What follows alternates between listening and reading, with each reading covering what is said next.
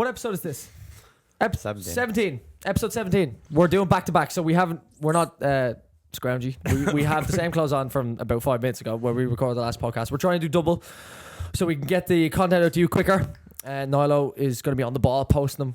Are we hoping for a double? One a week for 2 weeks, or what's the crack? Recording 2 podcasts. 2 podcasts, yes. To get 1 out a week, but there will be some weeks where it's going to be 2 out because we're going to have guests in as well, especially coming into Q4 of 2022. Get this bread. We got a full No list. inside track, but we have a list composed of G and Finn, and it's a good list. It's a very good list. All right, are we ready to go? Who's your man? Nilo, who's your man? We should have a little intro. Like That's a great name. That's a good name. It's spelled Y-E-R as well. Yeah, Who's your man? that's the way we'll Who's your man? All right, here we go. No, any chance? I can't believe We're only G is sitting winning here. this. You Cut have that. the worst football knowledge. No offense for this kind of stuff. Did you get it after the first one? Yeah, second no, one. Did you have but him on the as first in, one? I could see you react after the first Yeah. one. Crazy. Wow. Right, Nilo. So this player's first club in Europe was Ukrainian Shakhtar Donetsk, where he spent 6 seasons. You can just show. Zinchenko. Fernandinho. Idiot. Go. Sure. Is that it? Have a I guess, thought there was boys. more to that. Shakhtar Donetsk. You got Fred. 6 seasons. Oh, I think I know who it is. I actually. I think I know who it is. Oh no, did he play there? Do you any chance? You used, I guess, me. You used, I guess. Yeah, I like it. Shakhtar Donetsk. I like it. Great show. We'll Andrei throw a Giffy Shevchenko. in there. He's another old player. God damn it. That's the second time on the row I've done that. Okay, Nilo, second clue, lads. That was a horrendous display. He's the leader, by the way. He's a friend of David Luiz since the age of 8. William. Yeah. Together they own a restaurant in London. Go and ask me. Can you speak to the mic there and can you finish? That's an interesting fact. Come on. Any chance of a good Come question? on. Yes, Here, yeah. I seen a Going photo of him, loud. William and Andres Pereira in Fulham gear. Baffled me. Yeah, that's true. Baffled me. Remember we saw Andreas Pereira in the Milk Cup at 16. He was the He was best balling now. player Scored a free kick in from the about 40 tournament. yards. And talk of free kicks. Yeah. Right, today. Let's go. Do you want me to Yeah, go through for the it. details? So just one idea that we had and a couple of questions that we had when we opened up the questions and answer box to our followers across all the various social media channels was it'd be interesting to get to know all the coaches. So this is going to be the first one, and we are going to interview Gary Daly. You. He is. Let's go, Gary. It'll be an interesting conversation. Just to be fully transparent as well, we are quite against generic questions, so they will be quite in depth.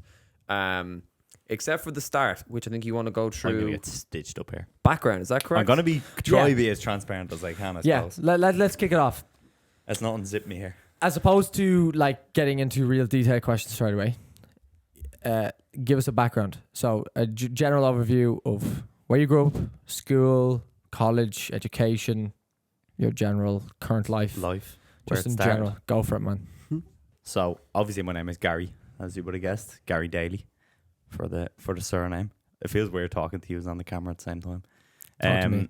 From Maynooth, so was born in Maynooth, 95, which makes me 26, 27 later this year. I went to school in like a triangle. So my primary school was in Maynooth, and he would obviously was close friends with me, would know where that is. And then our secondary school that the 3 of us would have went to, sorry, Kinger, was kind of right beside it. Oh, yeah. Well, Finn's still there. Finn's down the road from that now. Yeah, He's in the new. new school. Up the dubs. And then went to university in Maynooth as well for 4 years. Done a science degree, biology and chemistry, double honours, which I Wow. do not use at all now. That's So, nuts. How many colleges- points was that? Sorry, can I interrupt? Yeah, go ahead. Actually, it's none of my business how many points it is. I got 420, I think it was, and I think the course was like. No, sorry, did I get 480 and the course was 420? Yeah, it I sounds like think a I 420 got course. 480. It Yeah, sounds the like course was like 4. It was 400 and went up man. to 420 or whatever. Yeah, Oh, sure, man. and Give me grinds. That's Yeah. very impressive. Finn's doing his leaving. Give him grinds. What he missing? Yeah, and then I done that 4 years, didn't have a clue what I wanted to do, so done an extra year in UCD in coaching science and sport, a 1 year master's program. Interesting. Brilliant. I didn't know any of that. And I've known you Yeah. for a few Was years. that everything you asked for? I think that's pretty much it. Yeah, Yeah. it's quite brief, but it was good. Bit on your childhood as well. Be cool. Yeah. As in, where? What was life like growing up in Maynooth? Because I remember you Maynooth's a good constantly freestyling now, man. So give us a bit of context. You what? Freestyling. Oh man, I went through a class phase of that. Yeah. Because obviously my favourite player was Ronaldinho. player. By the way. Player, but it's spoofer. I thought you meant freestyling as a rapping. I swear to God, I was about to go, no No, way. I went through a phase where I swear. I was that close to going, really? I just bit my tongue. no football. So I went. That's brilliant, man. Oh, God. Let's go, crack. Okay, Yeah, so I went through a phase where, yeah, it was just mad for that football freestyle stuff. But back to growing up, Maynooth's a good place, to be fair. Still live there now. Like, how would you describe Maynooth? It's a bit like it's a beautiful town if you don't. If you don't grow up in it, it's actually. Yeah. If you drive to, it, you're like, woo, there's a lot going on here. it's a hustle bit like and bustle town. somewhere out of like a movie. I find, if that makes sense. It's kind of got a little bit of everything in it. So it is a nice place, obviously. So yeah, it's quite a mild upbringing there. Nothing too crazy happened. Yeah, Nice. that's what I'd say. Nilo has a question. We'll ask for you. Ah, yes. That's a good question. What were you that's a like good in question. class? In terms of like performance, or just in general, like I got this off another podcast, but they always ask for like you're like a class clown, or were you like real quiet, or like what were you like? I would say, and you obviously, I'm probably quite quiet. I'd say. I don't think I was very like. I was actually loud. very intimidated by Gary when I first met him. As a funny story, I used to call Gary. Alright, King, it's not that funny. From a lack of education on how Dublin was brought up, I used to call Gary the boy from Ballymun, thinking that Ballymun was XYZ. Do I have that much of a Dublin accent? I wouldn't have said you have a Dublin accent. Oh, no. you're a Dub as well. How would you have got it? Is your dad? Or My dad is from Mullingar in Westmead, and my mum is Balgaddy, like Balgaddy, Where's Balgan? like kind of between like near Liffey Valley. Oh, is it? Yeah. So Interesting. Yeah, maybe that's a bit of Dub. I think you were. Oh no, actually, you were very. I'm gonna get stitched up. No, I think from first to third year, from like me and Gary went to school together, and we were best mates since what 12, 13, I'd say. But from when you were younger, I think we were kind of in like that social class of just like football, your close circle, and that was it. And then when kind of TY and fifth year hit, like I remember we were like doing a run for our club, and Gary just pauses and just puts his leg up on the table like that. Goes, "Here, boys, look at these bleeding quadzillas." Slapping his quad. I was like, "What? I've never seen this before." Yeah, Gary was always real hyper as well from fifth to sixth year, like proper. Like, just always had energy, just fun energy, early in the morning. But he's still like that now. Still The the guy would get up at 7 o'clock in the morning, he's buzzing around. Buzzing. You know? Actually, that was an issue for me growing up. When he used to stay over and say we had to go up to do UCD or Stella or something like that in the morning. And you know what I was like? I'm grand getting up now. Back in the day, you know, we were up watching YouTube at about 1, 2 a.m. watching some great content. 7:30 comes. G comes up. Stomping up the stairs because he always goes home or goes back to his own bed. Doesn't sleep upstairs with the boys. He has sense. I'm in the big long bed. Daly used to rock between the crevice and the or be beside me in the bed or on the opposite end.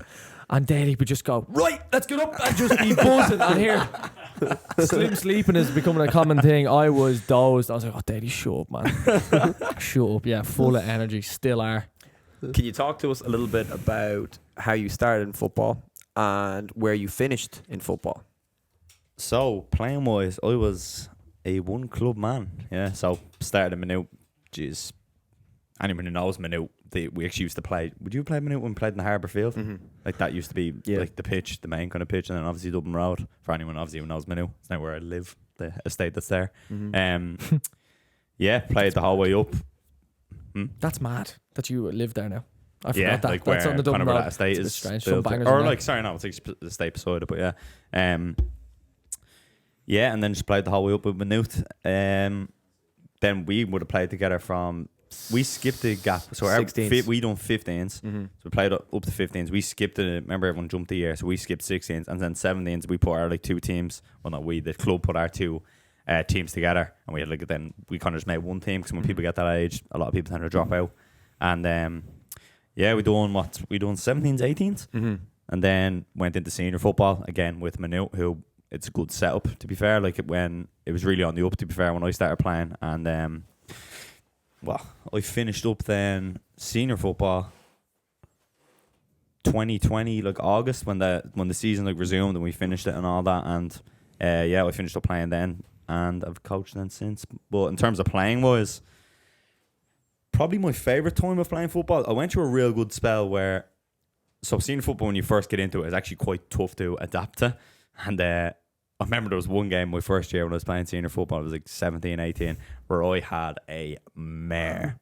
20 minutes in, couldn't have had a worse 20 minutes, and like obviously Garrett was the gaffer, hooked. It was obviously horrible at the time. Getting hooked after 20 minutes is like one of the worst things that can happen to you. But it's gassing you into senior football, and you're like, you think you get an extra chance in a game like you would if you're a kid. It's like, right, he's another couple of minutes to get into it. But where senior football is just like, off you come kind of thing. So that was actually quite a massive like learning curve as a footballer, I suppose, because even though you're not playing in a professional or semi-professional, it's still obviously everyone's taking it quite serious. So it went from kind of starting at that stage, and then I would say I finished football with a relatively respectable CV of medals and whatnot and games played. Goals in the Aviva as well. Yeah, take your tap-ins. I had like 3 tap-ins in finals. So funny. Hey, goal's a goal. In the Aviva. Take that. Goal's a goal. Do you want to talk about the Aviva goal? Aviva. That was mad. That was a mad day. The boys were buzzing. Niall, I have a snap for you to pull up on the screen Actually, of me celebrating. That's a great yeah, long time snap. It's funny. amazing. Yeah.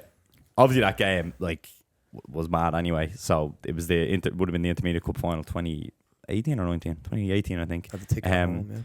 Me and Owen Donlan had the best halftime show I've ever had. So obviously like both was starting on the bench.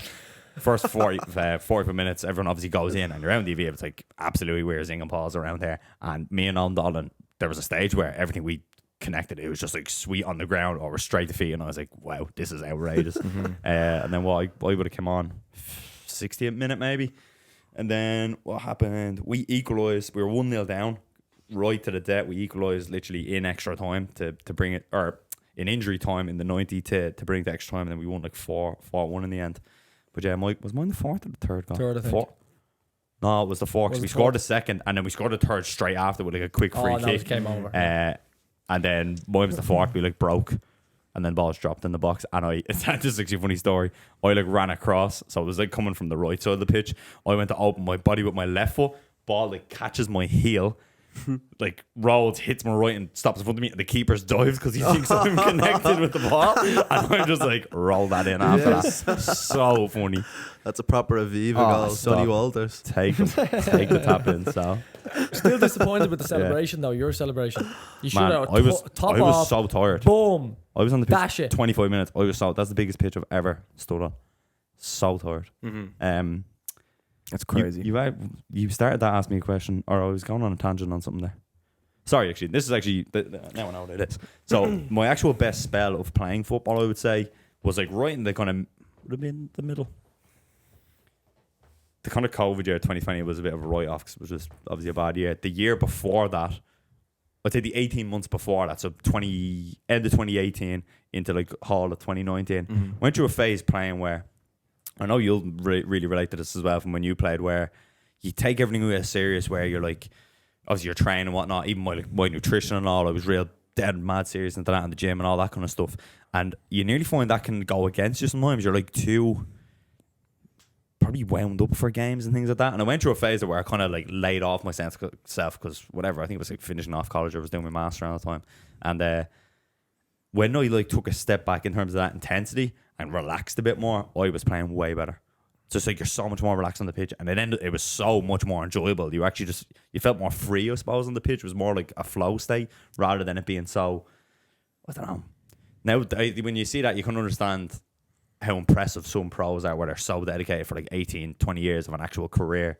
Like, how hard that is to actually maintain, you know. Because I felt I played my best. I remember you said this to me before. You probably played your most enjoyable or best football was near the end, where you're kind of like, I'm just kind of, would you even say being nicer to yourself or being more Relaxed, lenient? Relaxed probably is the best way of putting it.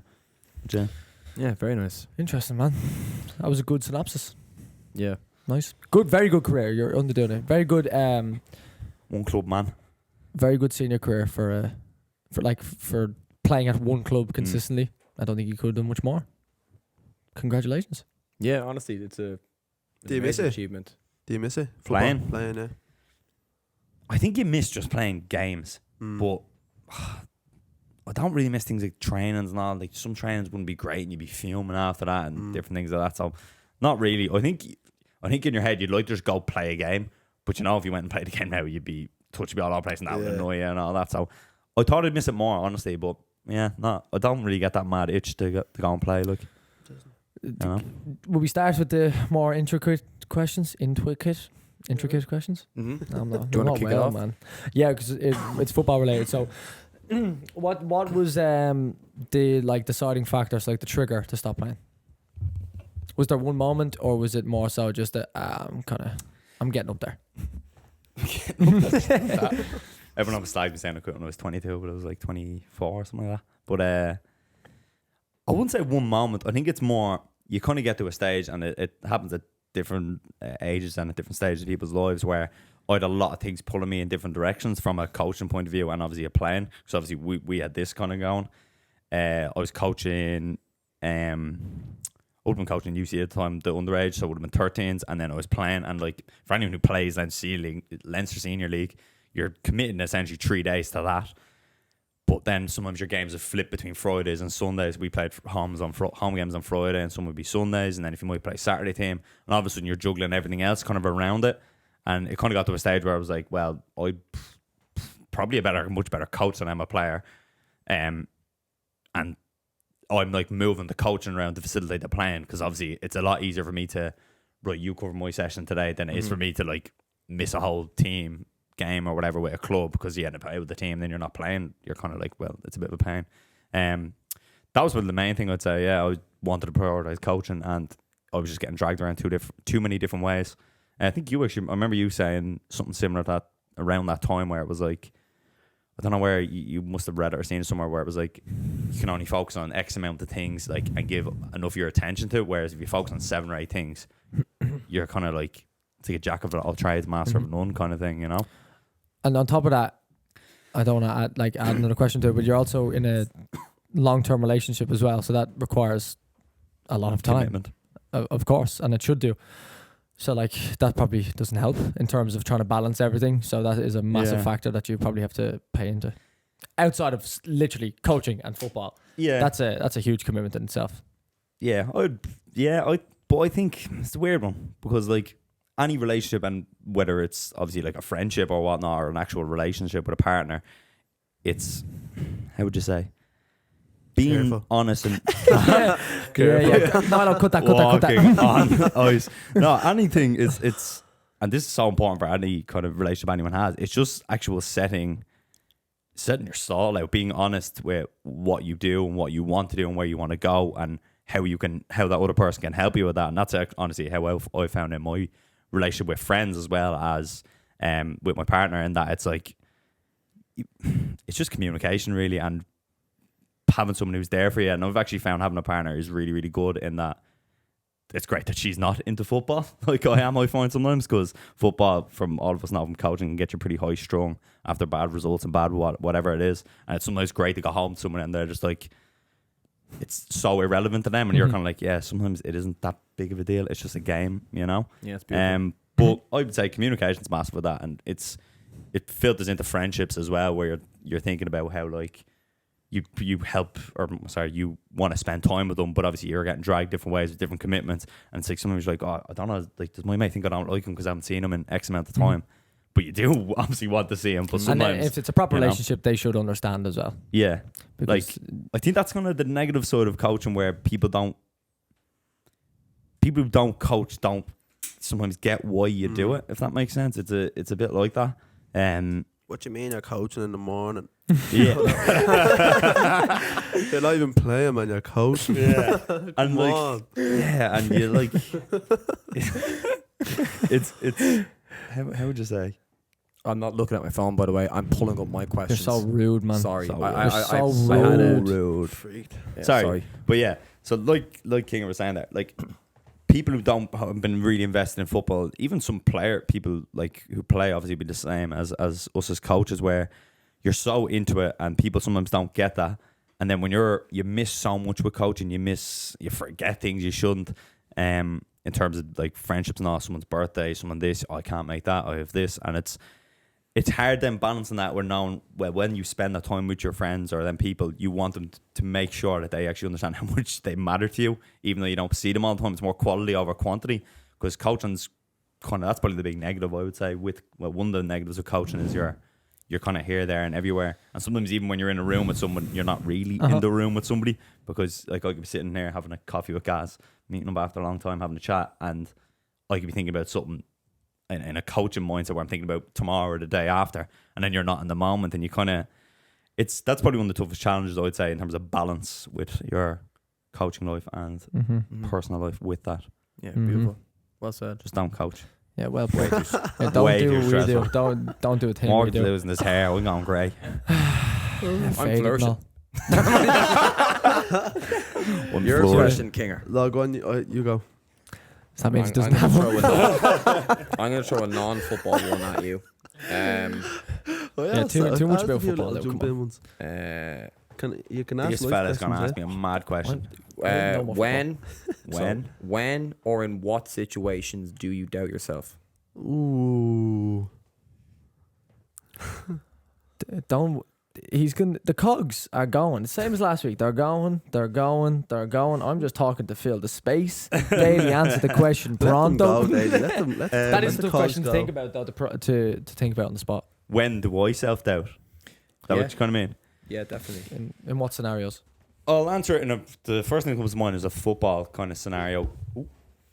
And this is more, again, this is fully a coaching one, where it's very hard when you coach, especially when you work with a team, to not let a result affect your own processes on the next week. So it's the big kind of thing with coaching where like manager wins the game, everything we done last week must have been quality. Manager loses the game, everything we done last week is terrible. How do we fix it? When it's not, like you can win games playing really well and playing poorly, and you can lose games playing really well and playing poorly. So I'd say that's the biggest one in terms of a football sense, where it's when you lose a game, trying not to like not overanalyze to a point, but not like understand that you know what you're good at. But the biggest moments of self-doubt I've had, and you've been on the line with me for one or two of them, where you're 5-0 down, 6-0 down, 7-0 down, whatever it might be, and you're just, I've never felt like, it's like you literally want the ground to swallow you up, is probably the best description. And the worst thing about it is if you're coaching, let's say, a group of 15, 16-year-olds, is that they're experiencing out there on the pitch and you're just standing there and you like essentially can't affect anything. Like when a game gets to 6-0 or whatever it is, like once it gets to that stage, it's kind of like you feel out of your depth. But I think the worst thing is because you're responsible for your team. Like your team is a reflection, or should be a reflection of you. You kind of feel bad in that, this is my fault, and they're the ones out there suffering it in the moment because they're the ones obviously getting ran around. So that's probably a massive one I would say in a football sense, where you pretty much doubt everything, because that's what coaches tend to do. You know, and it's a bit that kind of leads into things like imposter syndrome as well, where then you'd feel like, well, if I can't do this, how am I going to do it again next week? And that's kind of, it's probably the way football's going now. The media doesn't really help that. Like you see Tuchel, for example, a couple of bad results, gone, and it's like, I don't think he's any worse of a coach than he was 10 games ago. Great point. Great point. And for example, I don't think, and I could get slated for this opinion, I don't think managers I think in the football, like, we judge everything on success as trophies and whatnot, whether it's players winning trophies, managers winning trophies, their teams and whatnot, where there's other metrics of success that people have. Like I've seen an interesting one about Daly, who I obviously think as a player could have achieved a lot more. But this article kind of talked about, well, maybe success to Daly was just playing in the Premier League, and that was it. Like, where success to where Ronaldo or Messi is a next level of that. And it's kind of similar in a coaching sense. Success isn't always how you win trophies now. Like my favorite coach, obviously, I know would be someone like Bielsa, who not even that his style of football, but I just like the way he's always done things and his methods and how far ahead of his time he was in some ways. But he hasn't a lot to hold to it as trophies. But his success is disciples, so to speak, where there's so many people who have like taken football to new levels, who've taken things from him. So he's a success, even though he hasn't. You would say being a successful manager like an Ancelotti, you know. So Yeah, beautiful. was there a second part to that question? No, that was perfect, yeah. Or just Yeah, don't no, doubt good. yourself ever. Bounce back to you. Yeah, 'cause King are sleeping. This is an Can I ask interesting a one. coach question? Can I just interrupt? Yeah, throw one in. Go ahead. And this is like an opinionated one. So like, what do you think makes? It's probably not even about you, to be honest. But what do you think makes a good coach for you, or what? If you're like when you're coaching, what do you think like? What are you aiming to do? For me personally, like, Yeah, like what? right. Yeah, does that make sense? Yeah, I think it does. The main thing has to be people skills, 100%. Like in that, how do you read your team, read each individual, and what each one needs in a whatever it might be, in a motivational sense, in if they're struggling, what they might need. You know, I think that's probably number one. I think things like tactical understanding the game are fairly baseline. Like I think you shouldn't even have to mention things like that. I'd probably go with that. And a bigger one I've kind of found in the last year, and I kind of touched on this in the first podcast where we were asked about the groups we do, or our preference, what session was our preference. And I was kind of saying in the last while I've kind of looked for or have wanted to work with players who some people go, I wouldn't go near him, he's this, that, and the other, he's difficult in this way or that way. And it's like, in that environment they might have been, like, what can you kind of get out of them? Because some, like I said in that podcast, some of them players can be the most kind of, what would you say? They're like the stars they're like the stars on the Christmas tree, you know. They're like the spark that people like to watch, or they win games, or they're just a great player to watch, like a Ben Arthur would have been back in the day. That's a shout out. That's a proper the streets will never forget player he is. Yeah, factorial. Where you'd want, and we were actually chatting about it the other, was it me and you chatted about it, I think the other day, where you kind of want them players who are On the edge. yeah, like what would you say? Like Dangerous. disrespectful in a, what's the wording of that? Respectful disrespect. Basically, yeah. It's actually a And Jordan Peterson Yeah. line. and I love that when there's players that, and I've worked with players like that over the last couple of years, where you, like, let's say you do something and I want you to do something different, I'll come in and go, Kieran, I want you to try this, and that player will always react back to me with their opinion in a very strong way.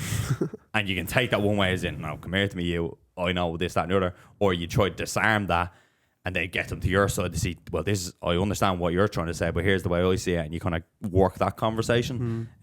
That's been something I've found more important the last couple of years, because I think if you want to get to the top of coaching, you're going to work with players who are very, very strong, opinionated, and sometimes need to not listen to you to get the best result for the team. Because sometimes I might overcoach something out of a creative player when they need to go, well, hold on a minute, I'm going to win this game for you. If I keep listening to you, I'm going to play the safe pass when I need to do X, Y, and Z. So I think that's kind of a big, personally for me, that's something big I've tried to improve the last year. But it's hard. It's hard when a player bites back at you because they're built up, they're so passionate, and they want to win too, and they have a strong opinion about the game. Not to then take that as they're biting back, but it's not biting back again and making it an argument. It's like trying to disarm that and kind of, how to say, get a beneficial outcome, I suppose, for team and player. Nice. Don't just spoof. That's my question for the episode. Yeah, you use King it down there. head Get the on. cigar out. Right. What's your biggest fear? Don't give me sharks or any of that bollocks. Give me something from the soul. What am I afraid of? It's actually and this is actually what's going to annoy me as well. Like, I'll be driving home tonight and just be thinking of better answers. I'm really bad at thinking on the spot like this, I find. What am I afraid of? I think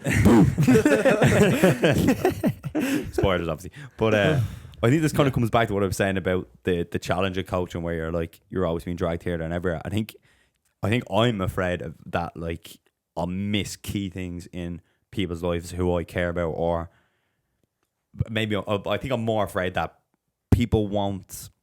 How would you say this? That people close to me won't realize how important that they are to me in that sense because I might not always be there in certain situations, like I said, because things you might miss with coaching. And obviously, if you get to a certain level of coaching, you might be in different countries and whatnot, and that massively affects obviously relationships with people I have in Ireland, for example.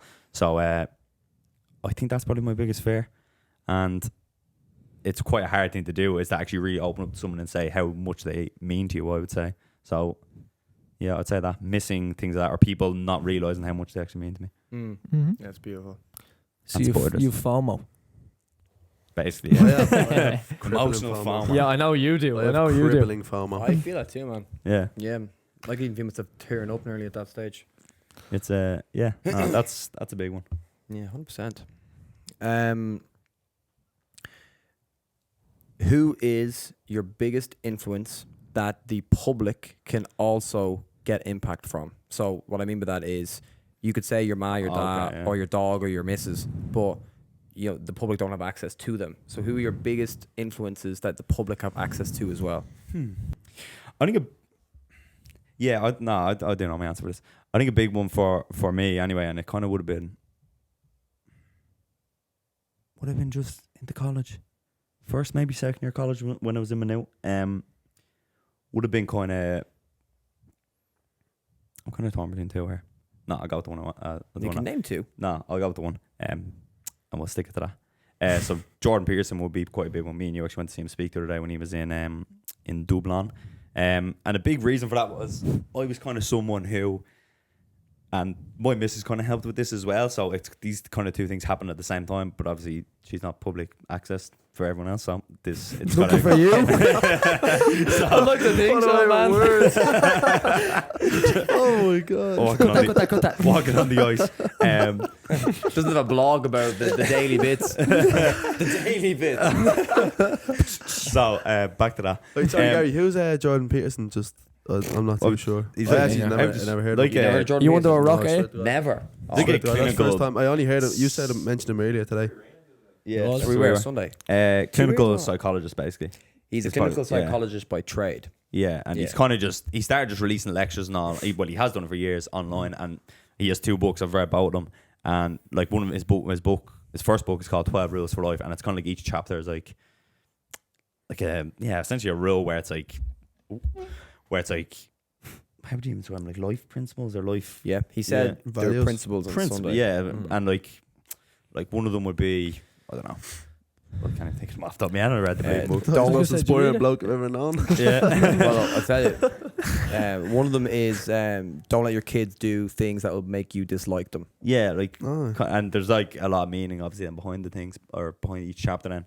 Yeah. But back to when I would have came across him, I suppose I was kind of at a stage where, how would you say, I know I was quite immature mentally, emotionally, all that kind of stuff, and I think I kind of hit that a really good phase or a really good time where one of the first things that I came across him was the idea of like things like clean your room before you like criticize the world, for example, because like a lot of people can go and shotgun attack here, there, and everywhere, and their own life is a mess. So it's kind of like, well, if you can't get all your own stuff in order, how can you go like and criticize anybody else or anything else in the world? It's kind of in a coaching sense. Like I can't sit here slating a lot of other coaches, and then when I go up, I just throw a bag of footballs out to 20 kids and just go have at it and play a 10v10 game with a game on Sunday. Like it's kind of, and applies into everything like that. So that idea, obviously, there's a purely physical meaning where like things like make your bed, clean your room, things that you can control. To control the controllables, it's all kind of stuff like that.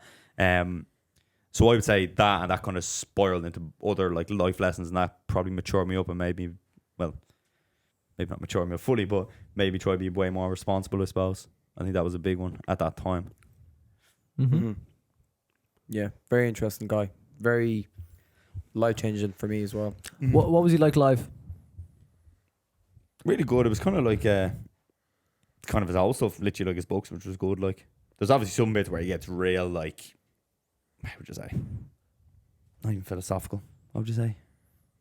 Like he goes on a tangent, he goes really far, and you're kind of like, you nearly get lost in the tangent with him almost, and you kind of like forget where it was all going. But he's like just a very intelligent person, I suppose. He uses big words. That Yeah. I used to have to always Google. Yeah, the big thing that gets with me with Jordan Peterson is the hooks, and I mean, I think about a lot of what he says every day, especially recently, and I'm so glad we went to that on Sunday. And talking about like beautiful experiences about like going with your friends and all, I had to put a name on that when we were on the train, just saying like that was honestly a beautiful time with you, because it's so sometimes you just go through like days and moments and you never pause and just say, you know, that was actually really fun.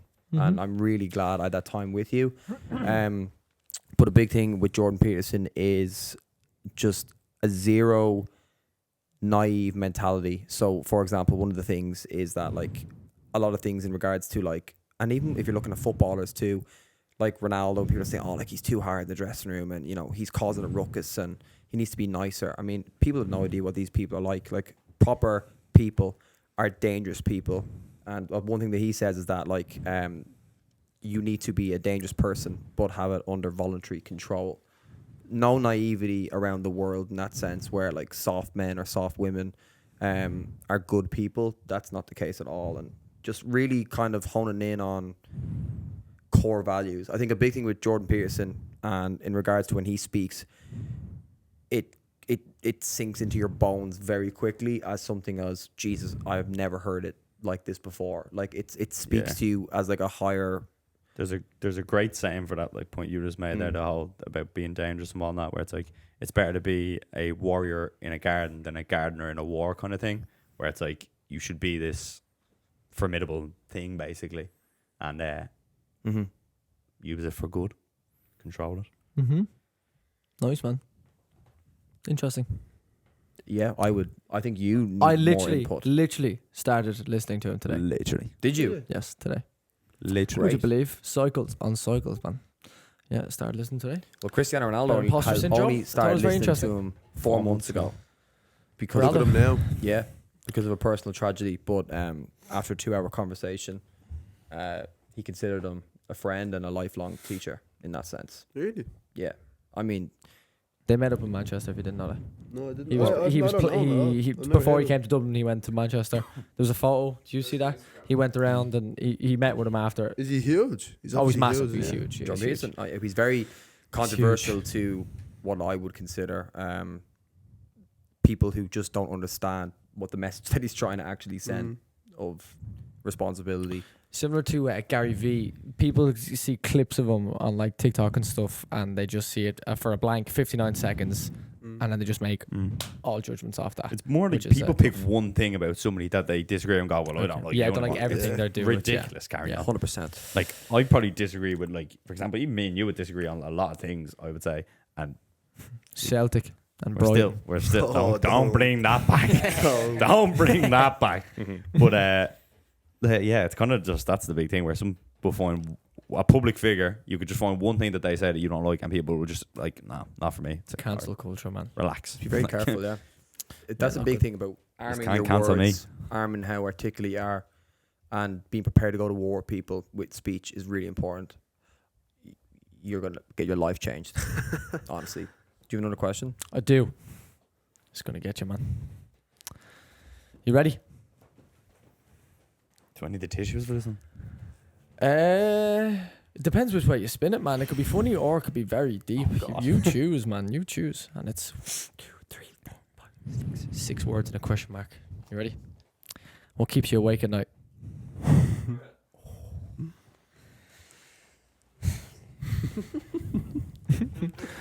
You can go down Dead so many routes with that. yeah. Kinger, come on, man. Stop touching me. I'm actually really, really bad for this, and this kind of mentioned it already on this, where very bad at like reviewing a situation that's happened and like thinking of a million better things you could have done about it.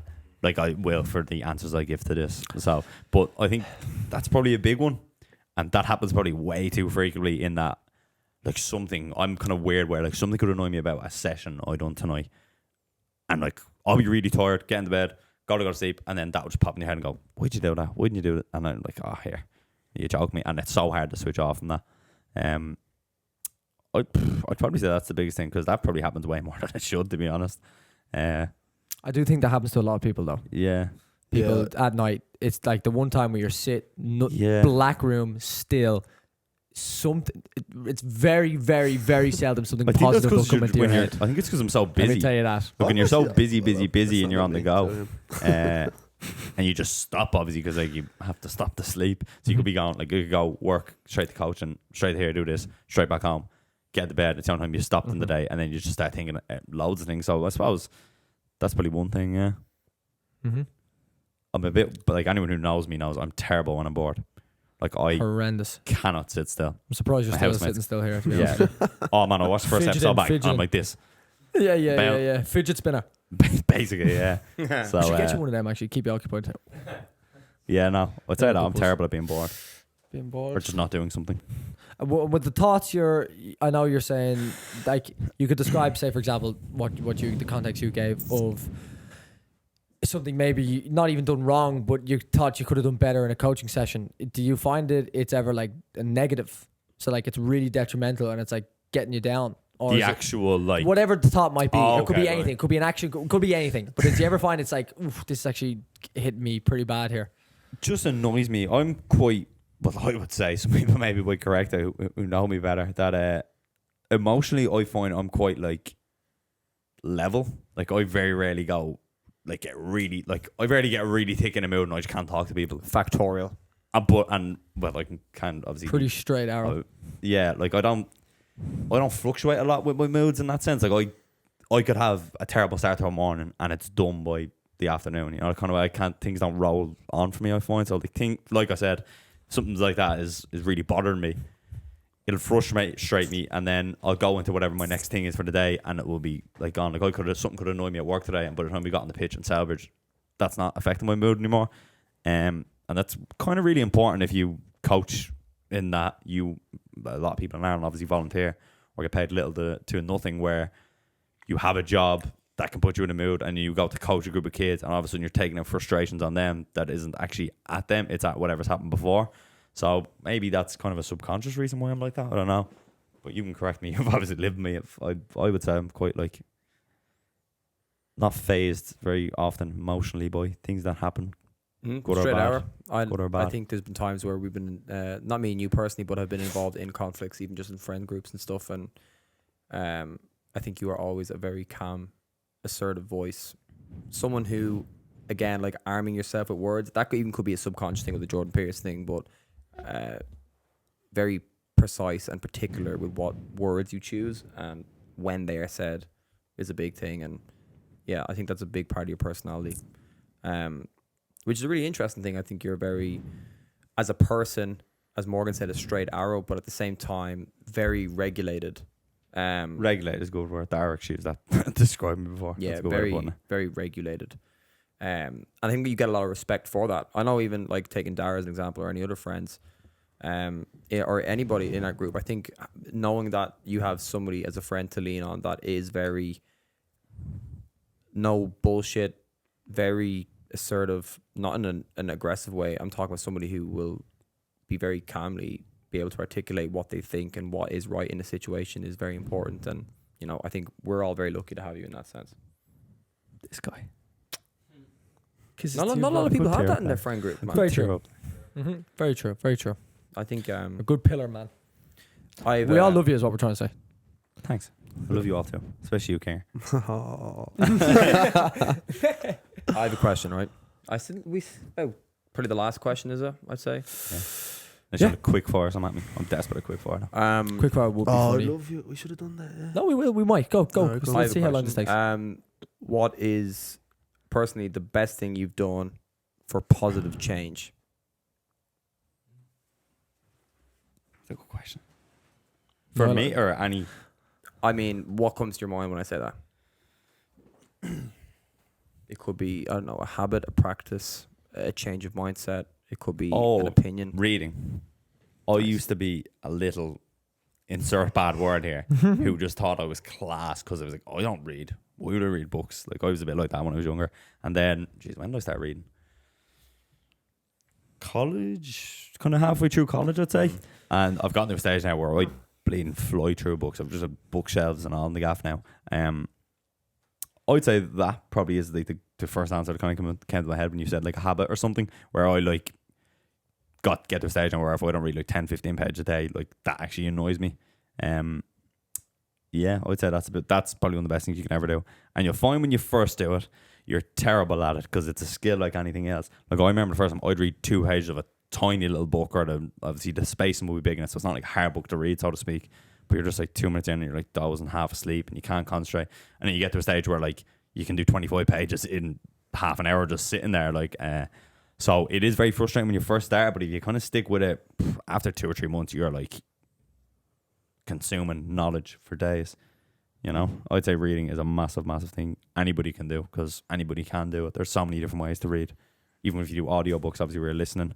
You've Kindles, you've actual, like I prefer a physical book personally, because then I can actually use them and give them to other people and all. Like start doing it with players I coach as well, where giving books that I find quite important or beneficial.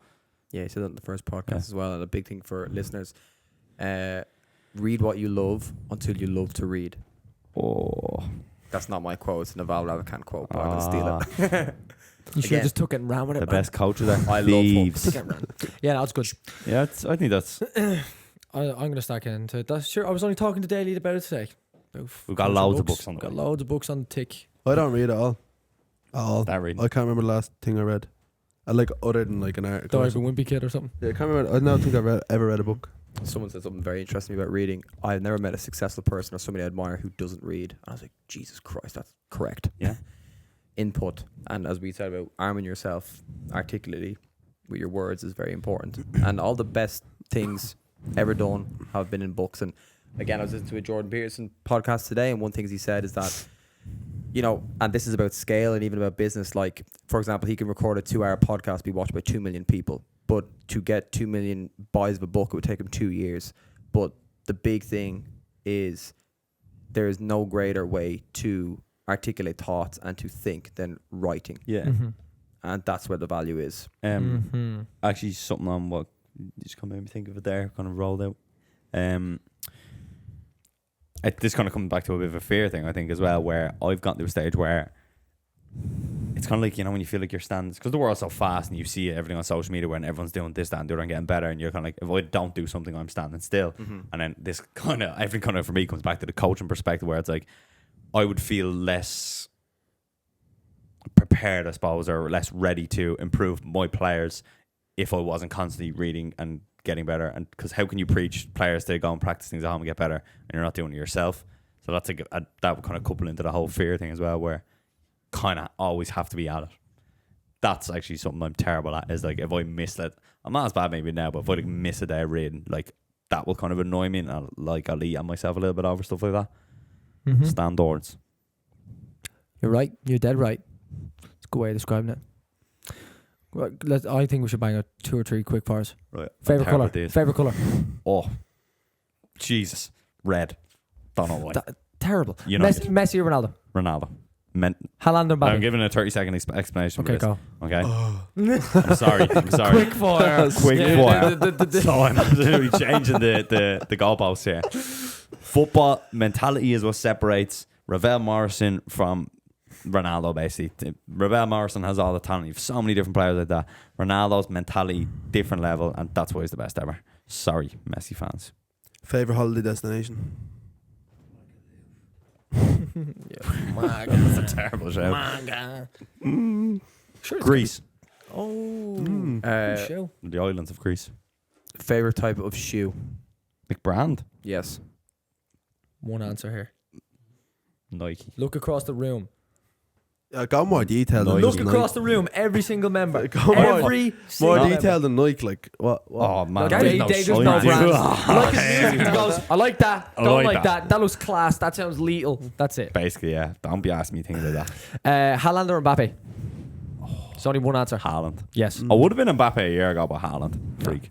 Haaland's an absolute monster. Yeah. Come on. We'll get one more each. Quickly. Go. Come Chocolate crisps. Oh, and what we was need it? to discuss Chocolate this. Question, crisps sweets. and Anyone sweets. who knows me, it's crisps up top, bag of Doritos, get into me. Chocolate second. Oh, chili heat wave. What question is that? I didn't know there was a the tangy cheese. That's it. Yeah. King, there's like- Move on. Crisps, chocolate in the middle, and then IB jellies at the bottom. Sadly, sorry for jelly people. Would you rather live in Ireland or would you rather live abroad? Oh, right now. I Yeah. think Right probably right now. Yeah, anywhere else, maybe. But no, I think I do. Yeah, outside Ireland. Sorry, Morgan. I'm leaving you. Sound. Okay, last one for me. Because I'm intrigued. Nike or From what? Adidas? Say Nike or Adidas. No, he said runners. Yeah, he said runners, but I know he's an Adidas man. I like the Sorry, look of Nike stuff better, but What's the answer?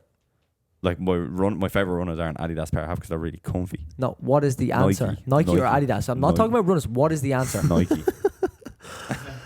Nike.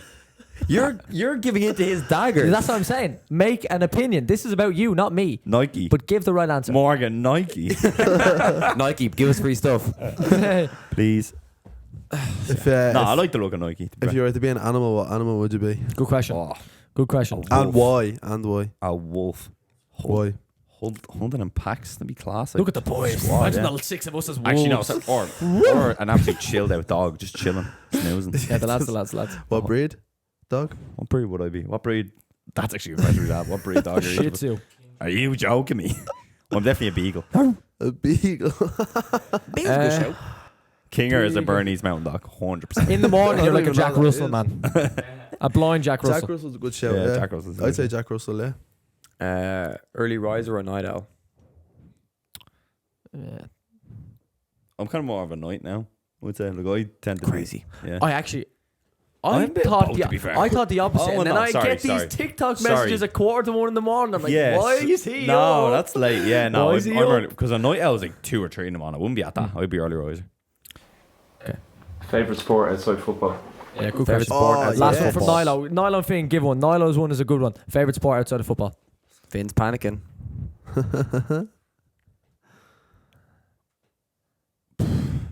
Jesus, basketball, I suppose. Really? Do you not watch any other sport?